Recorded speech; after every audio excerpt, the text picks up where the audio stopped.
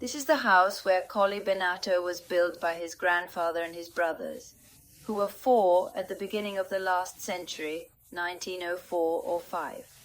It was finished, so more than 100 years.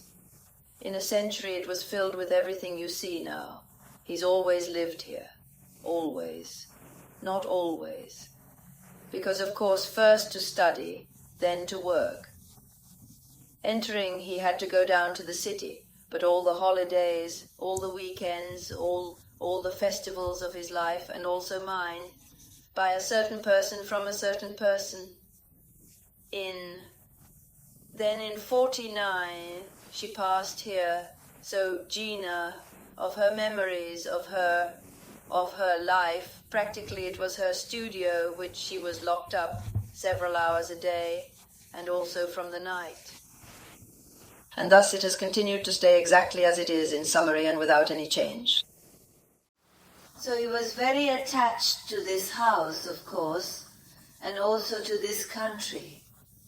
He portrayed in many of his paintings many characters from his childhood who remembered many facts.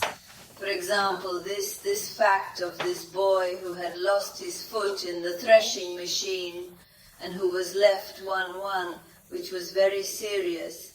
This person then, an old gentleman who came here to visit, told me, I remember this fact, and that boy there was called Clodomiro, and after all he earned his living going from village to village like an organ, because having lost his foot he had to earn his living somehow.